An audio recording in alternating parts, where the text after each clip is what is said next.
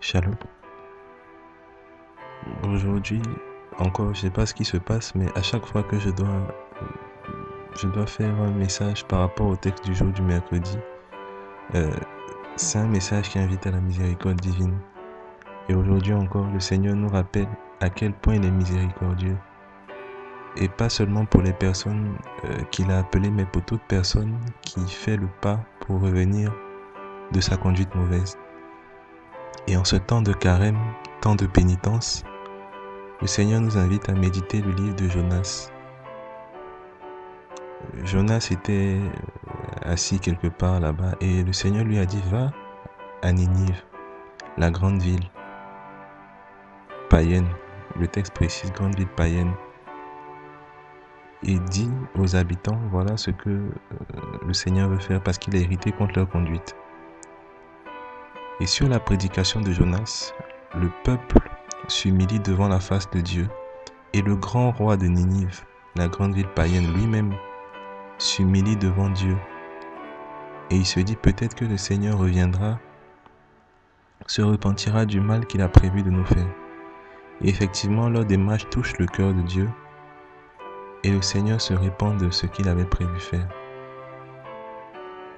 Et en ce temps de carême, temps de pénitence, le Seigneur nous rappelle à quel point il est miséricordieux, à quel point il est prêt à nous pardonner pourvu que nous revenions de manière sincère de nos voies mauvaises. Et le Christ, dans l'Évangile aussi, nous rappelle ce passage-là. Il nous rappelle ce passage-là, il nous rappelle que le Seigneur n'a pas regardé à la nature des personnes qui lui demandaient pardon. Il a regardé seulement à leur cœur. Raison pour laquelle il dit aux Juifs, et il nous dit aussi à nous qui sommes appelés, qui sommes fils de la promesse, fils de la nouvelle alliance. Il nous le dit, vous m'avez moi, et vous êtes encore en train de tourner, encore en train de vous perdre. Alors que les habitants de Ninive, sur la simple prédication de Jonas, ils se sont convertis. Alors qu'il y a ici plus que Jonas. Alors qu'il y a ici plus que Jonas. Et effectivement, le Seigneur est beaucoup plus grand que tout ça. Ici, sur la simple prédication de Jonas, tout le peuple de Ninive s'est converti. Combien plus, nous aujourd'hui, sur la prédication du Christ, devons-nous encore nous convertir et revenir de nos voies mauvaises. Et aujourd'hui, nous allons faire un exercice pratique.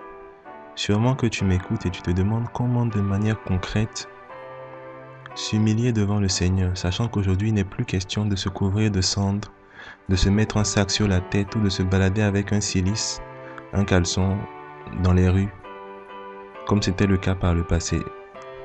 Alors, le psaume qui nous est donné de méditer aujourd'hui, le psaume que l'Église nous donne de méditer aujourd'hui, est une très très très belle prière que David a faite quand il a commis son péché. Et c'est une très belle prière dans la mesure où David parle avec son cœur. Et l'exercice que nous allons faire va consister en une chose toute simple. Tu vas prendre ce passage que l'Église nous donne de méditer et tu ne vas pas le lire comme si c'était un texte que quelqu'un avait écrit, mais comme si c'était toi qui adressais quelque chose à Dieu, un message à Dieu. Et tu vas le dire du fond de ton cœur, du plus profond de ton cœur. Parce qu'aujourd'hui, l'humiliation que le Seigneur recherche, l'humiliation devant sa face, ce n'est pas quelque chose de physique, mais c'est à l'intérieur de nous. David le dit, le sacrifice qui te plaît, c'est un cœur broyé. Et c'est au fond de notre cœur que nous allons trouver cette posture-là qui plaît à Dieu. Et donc tu peux essayer cet exercice-là chez toi. Et puis tu verras. C'est pas comme s'il y aura un résultat physique que tu pourras ressentir. Mais je pense qu'une certaine paix intérieure va t'habiter.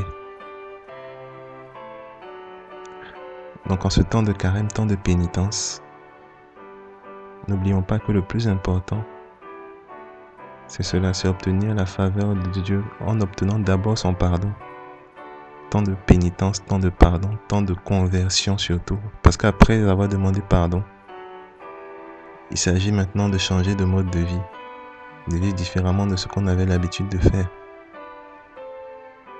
Que le Seigneur nous aide dans sa grande bonté à prendre des résolutions pour aller là où il veut que nous allions et qu'il nous soutienne dans nos efforts de conversion.